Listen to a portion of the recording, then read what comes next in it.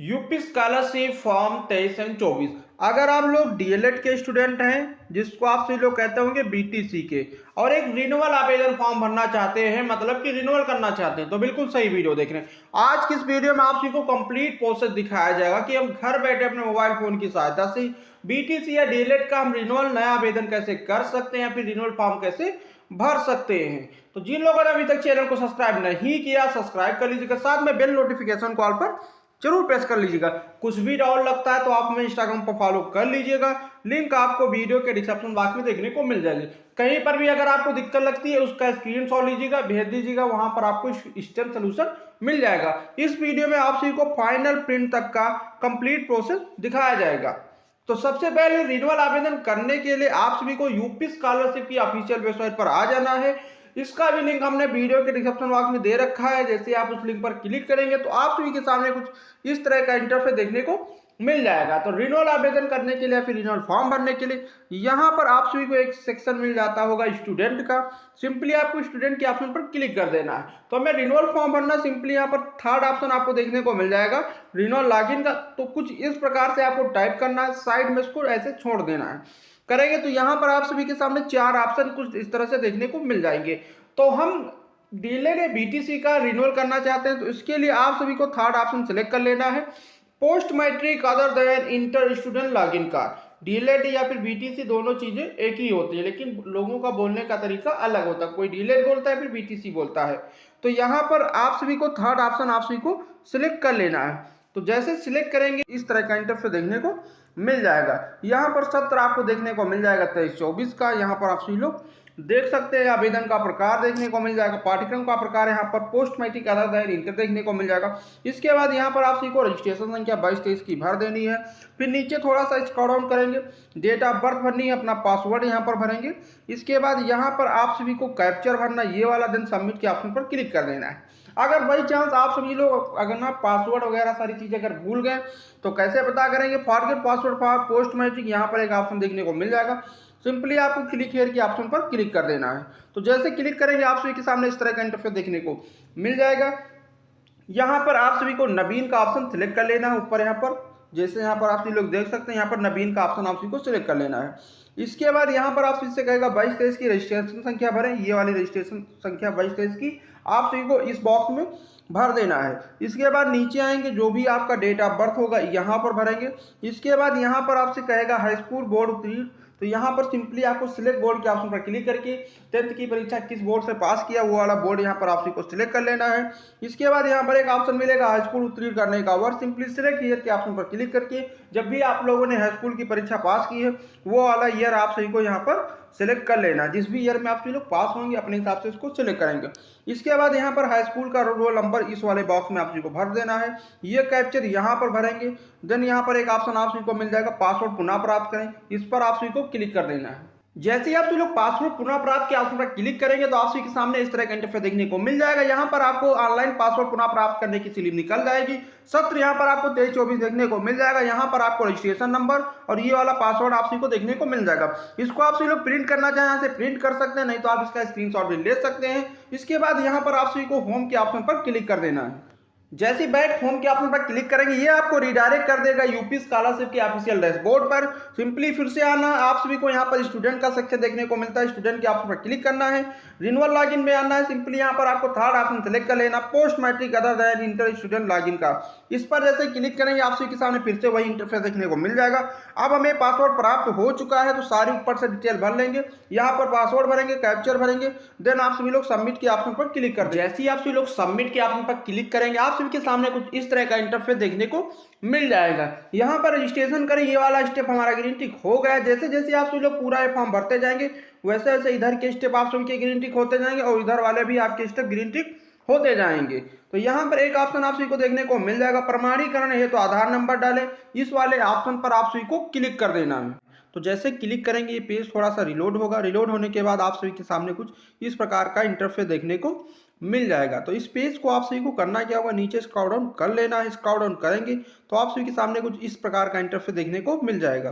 यहाँ पर आप सभी को महत्वपूर्ण निर्देश दिए गए होंगे, इसको आप सभी लोग रीड कर लीजिएगा। यहाँ पर लिखकर आएगा आधार डेमोग्राफी ऑथेंटिफिकेशन और आधार ओटीपी ऑथेंटिफिकेशन के बिना छात्र छात्रा का फॉर्म पूर्ण नहीं माना जाएगा। यहाँ पर भी आधार डेमोग्राफी ऑथेंटिफिकेशन के लिए आप सभी को 3 चांस दिए जाएंगे और आधार ओटीपी वेरिफिकेशन के लिए आप सभी को 3 चांस दिए जाएंगे। यहाँ पर छात्र छात्रा का नाम आपको देखने को मिल जाएगा, यहाँ पर डेट ऑफ बर्थ देखने को मिल जाएगी। इसके बाद यहाँ पर थर्ड ऑप्शन आप सभी से कहेगा आधार जनसांख्यिकी प्रमाणीकरण डेमोग्राफी है तो आधार नंबर डालें। फर्स्ट वाले बॉक्स में आप सभी को अपना आधार नंबर भर देना है, सेम वही आधार नंबर आपको नीचे बॉक्स में भर देना है। इसके बाद आप सभी को इस बॉक्स पर टिक कर देना है, कैप्चर भरेंगे, देन वेरीफाई आधार के ऑप्शन पर क्लिक करेंगे। तो चलिए यहाँ पर हम अपनी सारी डिटेल भर लेते हैं, देन वेरीफाई आधार के ऑप्शन पर क्लिक करेंगे। तो यहाँ पर आप सभी लोग ध्यान से अपनी सारी डिटेल भरिएगा, देन वेरीफाई आधार के ऑप्शन पर क्लिक करेंगे। तो जैसे क्लिक करेंगे थोड़ा सा पेज लोडिंग लेगा, लोडिंग लेने के बाद फिर से आप सभी के सामने कुछ इस तरह का इंटरफेस देखने को मिल जाएगा। आधार डेमोग्राफी हमारा ऑथेंटिफिकेशन जो भी प्रमाणीकरण होता है सक्सेसफुल हो जाता है। यहाँ पर आपको एक चांस देखने को मिल जाएगा, एक बार हमारा हो चुका है। जो भी ओटीपी होगी उसके लिए सिर्फ आपको 3 ही चांस दिए जाएंगे। तो ये वाला स्टेप आप लोग ध्यान से कीजिएगा। इसके बाद यहाँ पर एक नीचे ऑप्शन मिलेगा click here for Aadhaar OTP authentication, इस वाले ऑप्शन पर आप सभी को क्लिक कर देना है।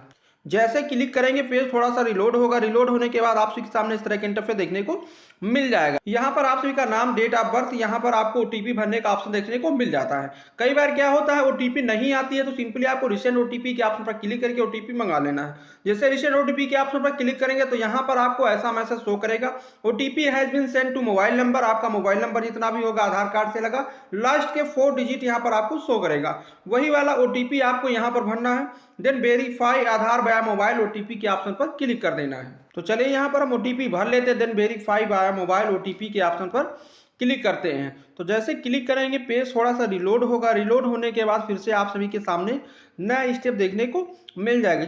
तो यहाँ पर हमारा आधार ऑथेंटिफिकेशन भी ग्रीन टिक हो गया है। यहाँ पर आप देख सकते हैं प्रमाणीकरण है तो आधार नंबर डालें, ये भी वाला हमारा ऑप्शन ग्रीन टिक हो चुका है। इसके बाद मोबाइल नंबर सत्यापन है तो इस वाले ऑप्शन पर आप सभी को क्लिक कर देना है। अगर आप सभी में ये ऑप्शन ग्रीन टिक नहीं हो पाते परेशान मत होइएगा, ये कोई सर्वर इशू की वजह से ग्रीन टिक नहीं हो पाता है तो वेट कर लीजिएगा, कुछ देर बाद ट्राई कीजिएगा तो ये आपका ऑप्शन ग्रीन टिक हो जाएगा। इसके बाद आप सभी को मोबाइल नंबर सत्यापन है तो इस वाले ऑप्शन पर आप सभी को क्लिक कर देना है। जैसे क्लिक करेंगे पेज ये थोड़ा सा रिफ्रेश होगा, रिफ्रेश होने के बाद आप सभी के सामने कुछ इस प्रकार का इंटरफेस देखने को मिल जाएगा। यहाँ पर आपकी सारी डिटेल देखने को मिल जाएंगी। ये परेशान मत होइएगा कि हमारा ऑप्शन ग्रीन टिक क्यों नहीं हो रहा, जब सारे स्टेप भर लीजिएगा तो आपके ऑप्शन ऑटोमेटिक ग्रीन टिक हो जाएंगे। इसके बाद आप सभी को इस पेज को थोड़ा सा आपको स्क्रॉल डाउन कर लेना है। स्क्रॉल डाउन करेंगे यहाँ पर आप सभी लोग अपना मोबाइल नंबर दे दीजिएगा, मोबाइल नंबर वही दीजिएगा जो आपके आधार कार्ड से लगा हो। मोबाइल नंबर डालेंगे, कैप्चर भरेंगे, बॉक्स पर टिक कर देंगे, देन सबमिट के ऑप्शन पर क्लिक करेंगे। तो जैसे सबमिट के ऑप्शन पर क्लिक करेंगे फिर से आप सभी के सामने एक नया इंटरफेस देखने को मिल जाएगा। तो जैसे आप क्लिक कर दिए हैं तो यहाँ पर आपके सामने कुछ इस प्रकार का इंटरफेस देखने को मिल गया है। यहाँ पर जो भी आप लोगों ने मोबाइल नंबर दिया था मोबाइल नंबर पर एक ओटीपी गया होगा, ओटीपी भरेंगे। कैप्चर नहीं समझ पा रहे हैं, जब नहीं आता तो रिफ्रेश भी कर लेंगे, कैप्चर भरेंगे, submit OTP and proceed registration के ऑप्शन पर आप सभी लोग क्लिक करेंगे। यहाँ पर हमारा मोबाइल नंबर है सत्यापन वाला, ये भी हमारा ऑप्शन ग्रीन टिक हो चुका है। तो ऊपर से हमारे 2 ऑप्शन ग्रीन टिक हो चुके हैं, प्रमाणीकरण है तो आधार नंबर डाले ये भी हो चुका है, मोबाइल नंबर सत्यापन है तो ये भी हमारा ऑप्शन ग्रीन टिक हो चुका है। इसके बाद आप सभी को एनपीसीआई सत्यापन है तो इस वाले ऑप्शन पर आप सभी को क्लिक कर देना है। कभी कभी क्या होता है ये ऑप्शन ऑटोमेटिक ग्रीन टिक हो जाता है, अगर नहीं होता तो सिंपली आपको इस वाले ऑप्शन पर क्लिक कर देना है। इस तरह का इंटरफेस आप सभी के सामने देखने को मिल जाएगा। यहाँ पर आपकी सारी डिटेल देखने को मिल जाएंगी। यहाँ पर आपका एनपीसीआई सत्यापन वाला स्टेटस देखने को मिल जाता है, status for NPCI API response, यहाँ पर आपको कुछ इस प्रकार का देखने को मिलेगा। इसके बाद सिंपली आपको डेट देखने को मिलेगी, फिर आपको चेक एनपीसीआई स्टेटस के ऑप्शन पर क्लिक कर देना है। तो जैसे क्लिक करेंगे फिर से पेज रिलोड होगा, फिर देखते हैं इसके आगे कैसा इंटरफेस आप सभी को देखने को मिलता है। जैसे मैंने इस पर क्लिक किया फिर से हमें वही इंटरफेस देखने को मिल गया है, तो लेकिन परेशान होने की जरूरत नहीं है, फिर से आपको चेक एनपीसीआई स्टेटस के ऑप्शन पर क्लिक कर देना है। तो यहाँ पर हमारा एनपीसीआई सत्यापित हो चुका है और एनपीसीआई पर भी हमारा ग्रीन टिक लग चुका है, यहाँ पर आप सभी लोग देख सकते हैं। इसके बाद आप सभी को एक ऑप्शन करना होगा, नवीनीकरण आवेदन पत्र को संशोधित करें, इस वाले ऑप्शन पर क्लिक कर देना है। बहुत से छात्र अगर आप सभी लोग फॉर्म अपना भर रहे होंगे, अगर ऊपर से ये 4 ऑप्शन आपके, 3 ये जो ऑप्शन आप सभी के हैं ये तो रजिस्ट्रेशन वाला सबके में ग्रीन टिक हो जाता। अगर ये नहीं होता परेशान होने की जरूरत नहीं है। इसकी अगर आप लोग नवीनीकरण आवेदन पत्र को संशोधित करेंगे, जैसे ये आपका स्टेप कंप्लीट हो जाए तो ऊपर से सारे ऑप्शन आप सभी के ग्रीन टिक हो जाएंगे। जैसे ही आवेदन पत्र को संशोधित के ऑप्शन पर क्लिक करेंगे तो आप सभी के सामने कुछ इस तरह का इंटरफेस देखने को मिल जाएगा। रजिस्ट्रेशन का विवरण हमारा पिछले ईयर हो जाता है, इसे भरने की जरूरत नहीं है। इसके बाद आपको शैक्षणिक डिटेल भरनी पड़ेगी, फिर बैंक, फिर शुल्क संबंधित, फिर गत वर्ष का आप सभी को विवरण भरना पड़ेगा। तो जैसे ही आप सभी लोग शैक्षणिक डिटेल के ऑप्शन पर क्लिक करेंगे तो आप सभी के सामने कुछ इस प्रकार का इंटरफेस देखने को मिल जाएगा। फर्स्ट वाला ऑप्शन आप सभी से कहेगा कि पाठ्यक्रम का प्रकार, ये आपको भरना नहीं होता, पिछले ईयर से आ जाता है, इसको आपको भरने की जरूरत नहीं है। इसके बाद दूसरा ऑप्शन आप सभी से कहेगा कि पाठ्यक्रम का नाम, ये भी आपको भरने की जरूरत नहीं है, पिछले ईयर से हमारी कुछ चीजें ले ली जाती हैं। थर्ड ऑप्शन कहेगा वर्तमान पाठ्यक्रम का ब्रांच, ये भी आपको भरने की जरूरत नहीं है। चौथा भी आप सभी से कहेगा पाठ्यक्रम का वर्ष अवधि, यहाँ पर 2/2 देखने को मिल जाएगा, ये भी हमें भरने की जरूरत नहीं है। जो डीएलएड या बीटीसी होता है वो 2 साल का होता है, तो हम सेकेंड ईयर में हैं तो हमें रिन्यूअल फॉर्म भरे, तो यहाँ पर आपको 2/2 देखने को मिल रहा था। ऑटोमेटिक है, पिछले ईयर से हमारी डिटेल ले ली जाती है, इसलिए हमें भरने की जरूरत नहीं पड़ती है। इसके बाद यहाँ पर 5 नंबर पर आपको ऑप्शन देखने को मिल जाएगा कि वर्तमान पाठ्यक्रम के प्रथम वर्ष में प्रवेश तिथि, ये भी हमारे पिछले ईयर से डिटेल ले ली जाती है। मतलब कि 1 से लगाकर आप सभी को 5 तक कोई भी डिटेल भरने की जरूरत नहीं पड़ती है। इसके बाद 6 नंबर पर यहाँ पर ऑप्शन आप सभी से कहेगा कि पाठ्यक्रम के वर्तमान सत्र में प्रवेश तिथि, हम डीएलएड या बीटीसी कर रहे हैं तो हम सेकेंड ईयर में आ गए हैं, तो हमने एडमिशन किस डेट को लिया है, तो वो वाली डेट आप सभी को इस वाले बॉक्स में भर देना। अगर वो डेट नहीं पता है तो जब भी आप सभी लोगों ने अपनी फी वगैरह जमा किया होगा तो उधर से आपको एक रसीद वगैरह मिला होगा, उस पर जो डेट मिली होगी वो डेट यहाँ पर आप सभी को भर देना है। 7 नंबर पर यहाँ पर आप सभी से कहेगा विश्वविद्यालय बोर्ड एफिलिएटिंग एजेंसी का पंजीयन क्रमांक, डीएलएड कर रहे हैं फर्स्ट ईयर की मार्कशीट पर आप सभी लोग देखेंगे, उस पर आपको पंजीयन क्रमांक मिल जाएगा, वो पंजीयन क्रमांक यहाँ पर भर देना है। 8 नंबर पर यहाँ पर कहेगा विश्वविद्यालय बोर्ड एफिलिएटिंग एजेंसी का नाम, अगर आप लोग डीएलएड कहाँ से कर रहे हैं वो डीएलएड का एक कॉलेज का नाम यहाँ पर आप सभी को भर देना है। फर्स्ट ईयर की मार्कशीट पर आपको ये सारी डिटेल मिल जाएंगी, डीएलएड के फर्स्ट ईयर की मार्कशीट पर अपने हिसाब से यहाँ पर आप सभी को भर देना कि हम डीएलएड किस कॉलेज से कर रहे हैं, वो कॉलेज का नाम यहाँ पर आप सभी को भर देना है। इसके बाद 9 नंबर पर यहाँ पर कहेगा राशन कार्ड संख्या, परिवार आईडी, अगर आपके पास होगी तो भरेंगे, अन्यथा इसको ऐसे ही छोड़ देंगे, ऐसे भरने की कोई भी जरूरत नहीं है। ये वाला कैप्चर हम इस बॉक्स में भरेंगे, बॉक्स पर यहाँ पर टिक करेंगे, देन सबमिट के ऑप्शन पर क्लिक करेंगे। जैसे सबमिट के ऑप्शन पर क्लिक करेंगे आपका सक्सेसफुल अपडेट हो जाएगा, कुछ इस तरह का आपको मैसेज देखने को मिल जाएगा। इसके बाद आपको बैंक की डिटेल्स के ऑप्शन पर आप सभी को क्लिक कर देना है। जैसे क्लिक करेंगे आप सभी के सामने कुछ इस तरह का इंटरफेस देखने को मिल जाएगा। फर्स्ट ऑप्शन यहाँ पर आप सभी कहेगा बैंक का नाम, जिस भी बैंक में आप सभी का खाता होगा वो बैंक का नाम यहाँ से आपको क्लिक करके इसको आप सभी को सिलेक्ट कर लेना है। इसके बाद दूसरा नंबर आप सभी से कहेगा कि जनपद का नाम, जहाँ छात्र छात्रा का खाता है, जो भी आपका बैंक अकाउंट होगा वह बैंक अकाउंट किस डिस्ट्रिक्ट में पड़ता है, किस जनपद में पड़ता है, वो वाला जनपद आप सभी को यहाँ से सिलेक्ट कर लेना है। इसके बाद यहाँ पर 3 नंबर ऑप्शन आप सभी कहेगा कि ब्रांच का नाम, यहाँ से आपको क्लिक करके आपको अपनी ब्रांच सेलेक्ट कर लेना है। जैसे ब्रांच सेलेक्ट करेंगे तो आपका आईएफएससी कोड ऑटोमेटिक यहाँ पर 6 नंबर में आ जाएगा।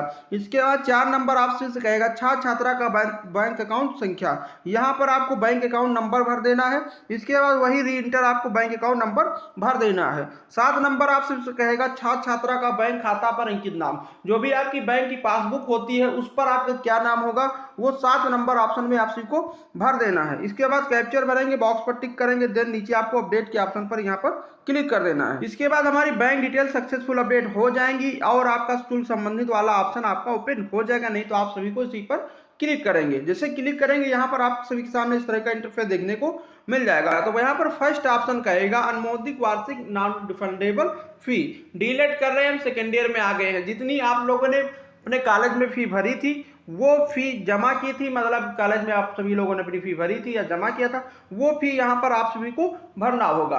अगर आपको नहीं पता है कि हमें स्कॉलरशिप के फॉर्म भरते वक्त हमें सेकेंड ईयर का कर रहे हैं, रिन्यूअल फॉर्म भर रहे हैं, तो यहाँ पर मैं कितनी फी भरनी है अगर नहीं पता है तो अपने कॉलेज में एक बार पूछ लीजिएगा, उतनी फी यहाँ पर भरिएगा।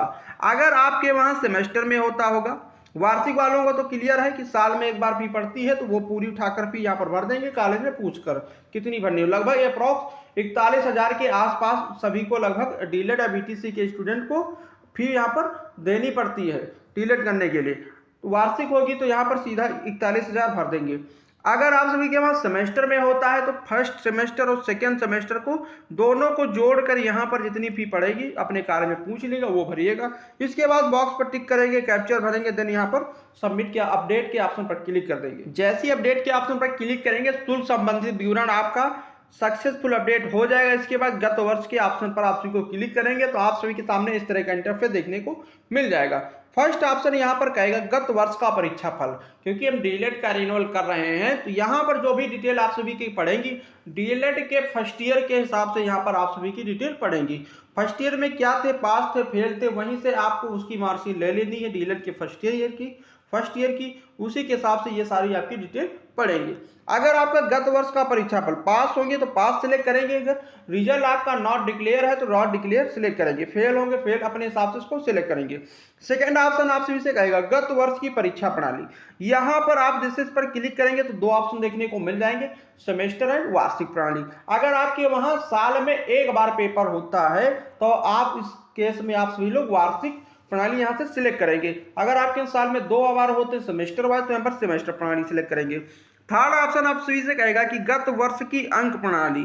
यहाँ पर थर्ड ऑप्शन जैसे इस पर क्लिक करेंगे तो यहाँ पर 3 ऑप्शन आएंगे, वार्षिक अंक प्रणाली, सीजीपीए पद्धति, एसजीपीए पद्धति। अगर यहाँ पर सेमेस्टर सिलेक्ट करेंगे तो यहाँ पर आपको अगर नंबर आपको सीजीपीए एसजीपीए पद्धति में मिलेंगे तो सीजीपीए एसजीपीए सिलेक्ट करेंगे। अगर यहाँ से वार्षिक सिलेक्ट करेंगे तो यहाँ पर वार्षिक अंक प्रणाली परीक्षा सिलेक्ट करना पड़ेगा थर्ड ऑप्शन में। 4 नंबर पर संस्था द्वारा अंकित पूर्णांक भरना नहीं है। 5 नंबर पर गत वर्ष का प्राप्तांक जितना होगा वो भरेंगे, गत वर्ष का पूर्णांक जितना होगा उसको भरेंगे। गत वर्ष का परसेंटेज ऑटोमेटिक आ जाता है। इसके बाद शिक्षण संस्थान का नाम, डीएलएड कर रहे हैं फर्स्ट ईयर, हमारे कॉलेज का क्या नाम था, फर्स्ट ईयर में हम पढ़ रहे थे तो जिस कॉलेज से हम डीएलएड कर रहे थे उस कॉलेज का क्या नाम था वो यहाँ पर भरेंगे। बॉक्स यहाँ पर आप सभी को कैप्चर भरना, बॉक्स पर टिक करेंगे, देन अपडेट के ऑप्शन पर क्लिक कर देंगे। जैसे सबमिट के ऑप्शन पर क्लिक करेंगे आप सभी के सामने इस तरह का इंटरफेस देखने को मिल जाएगा। यहाँ पर आपका आवेदन सफलतापूर्वक संशोधित हो चुका है। इसके बाद यहाँ पर एक होम का ऑप्शन मिलेगा आपको, इस होम के ऑप्शन पर जैसे ही आप लोग होम के ऑप्शन पर क्लिक करेंगे आप सभी के सामने इस तरह का इंटरफेस देखने को मिल जाएगा। यहाँ के आपके 3 स्टेप ग्रीन टिक हो जाएंगे। आप सोच रहे होंगे ये वाला हमारे स्टेप ग्रीन टिक नहीं हो रहे, 2 वाले इनकम वाला आधार वाला, तो 1 से 2 घंटे का वेट कर लीजिएगा, ये आप सभी के ऑटोमेटिक ग्रीन टिक हो जाएंगे। इसके बाद आप सभी को 3 लाइनों पर क्लिक कर देना है। नवीनीकरण आवेदन पत्र को संशोधित करें, ये भी हमारा ग्रीन टिक हो गया है। और फोटो अपलोड करें, ये हमारा पिछले ईयर से फोटो आ जाता है, ये भी हमारा ग्रीन टिक हो जाता है, हमें फोटो अपलोड करने की जरूरत नहीं पड़ती है। जांच हेतु आवेदन प्रिंट करें, कभी कभी क्या होता है अगर हम इस पर क्लिक करते हैं तो हमारा एक प्रिंट आउट पूरा निकलता है चेक करने के लिए। क्या हो जाता है कभी कभी वो फॉर्म हमारा लॉक हो जाता है। अगर आपको लगता है हमारी डिटेल गलत हो गई है तो नवीनीकरण आवेदन पत्र को संशोधित कर लेंगे, एक बार आप उसको चेक कर लीजिएगा। तब आइएगा जांच हेतु आवेदन प्रिंट करें, इस वाले ऑप्शन पर क्लिक करके आप सभी लोग जो भी प्रिंट आउट निकलेगा उसको अपने कॉलेज स्कूल में दिखा लेंगे सही डिटेल भरी या नहीं भरी। इसके बाद जांच के उपरांत आवेदन पत्र सबमिट करें, इस वाले ऑप्शन पर क्लिक करके नीचे यहाँ पर आपको ऑप्शन देखने को मिल जाएगा, उस पर क्लिक जैसे कर देंगे आपका फॉर्म लॉक हो जाएगा। इसके बाद नीचे का ऑप्शन देखने को मिल जाएगा संस्था में जमा है तो आवेदन प्रिंट करें। जब उस वाले प्रिंट आउट से जब आप सभी लोग प्रिंट अपना निकालेंगे तो आपका 3 दिन के बाद आप सभी का प्रिंट आउट निकल जाएगा, वही प्रिंट आउट आप सभी को अपने कॉलेज में जमा कर देना है। तो यही कंप्लीट फुल प्रोसेस होता है रिन्यूअल आवेदन फॉर्म भरने का, रिन्यूअल करने का।